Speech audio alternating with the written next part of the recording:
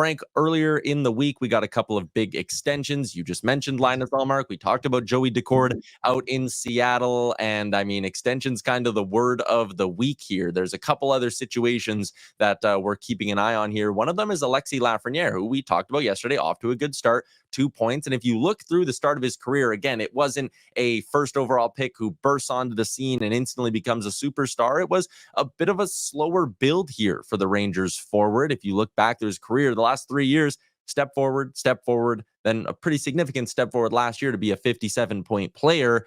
It looks like he's picking up right where he left off towards the end of last year and in the playoffs. Could these two sides be talking about making this a long-term marriage and just locking it in?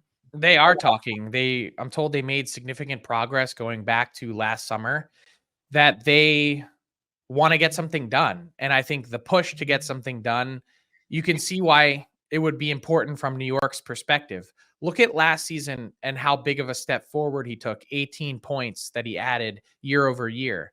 He adds another 18 or 20 this year, and you're getting close to a point per game guy who, by the way, doesn't play on your first power play. So the bulk of what he does is at even strength. And in the playoffs, darn near a point per game guy, a monster run with 8 goals for New York in last year's playoffs. So look, he's only 22. It still feels like he's scratching the surface and has that next level to get to in him. And I've seen some of it up close and personal, even going back to World Junior, some of the magic that he has to find the moment. It's in there. And I think the Rangers are believers. From Lafreniere's perspective, this is a significant moment for him in his career too. At 22, if you're signing an 8-year deal, this might be the one crack that you get at a big NHL contract. So there's tons of optimism, I think, to get a deal done. By the way, celebrating his 23rd birthday today. That what kind of world are we talking about? I shared last night on Coast to Coast on Amazon that the initial discussions revolved around 8 years at $8+ million. I think there's still lots of options on the table. It could be a shorter term deal. The tough part for the Rangers is trying to navigate the first 2 years of that deal, not the other ones, just because they have so many other cap considerations. And how does Igor Shesterkin fit into that? But given his growth, given where he's at, given the cap increases, you're not going to see him sign a deal that's lower than a $7 million AAV. Yeah, interesting. You talked about his production at 5-on-5. In the last 2 seasons, he scored 44 goals. Only 5 of those 44 have come on the power play. So it'll be, he also is this season and 2 more of being an RFA until he's UFA eligible. So you mentioned the next couple of years navigating it from a team cap perspective, but there is also that area where they're not buying 8 years of UFA seasons. There's those couple of RFA that could maybe bring the AAV down a touch. But not really, though, because you're dealing with an ARB case that you're going to have how many hundreds of NHL games plus the point total and production. I mean, it's a really tough ARB case for New York. It's still going to be expensive even then. And I think the last thing you want to do is walk your guy right to free agency. So that's why a shorter term deal doesn't really make sense. Just 2 RFA years to go. That's what makes this such a critical moment in time.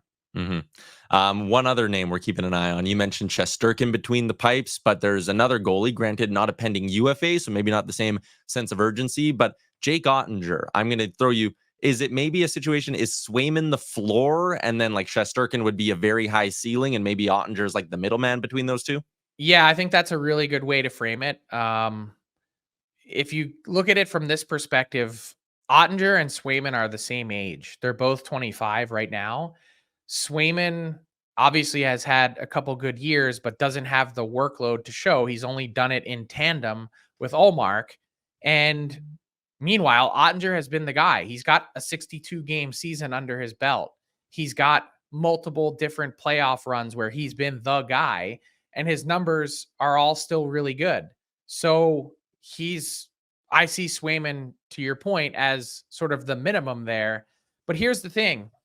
The Stars and Oettinger really haven't talked contract to this point yet. I don't think they're in a significant rush, but maybe given how the market has changed, maybe it makes sense to try and tackle that if you're Dallas sooner rather than later.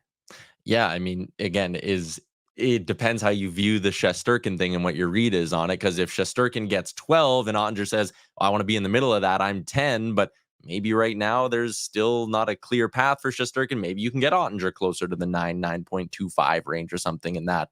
Brian is in. He thinks it's 9 million plus for Ottinger. But again, another one of those extensions we'll be keeping tabs on throughout the year. What's up, hockey fans? If you enjoyed that video, then you need to be hitting the subscribe button right here at Daily Faceoff. Exclusive interviews and analysis from our hockey insider Frank Saravalli, fantasy updates from Brock Sagan, and a daily live show at noon Eastern, Monday through Friday. You don't want to miss any of the fantastic content, so hit that subscribe button.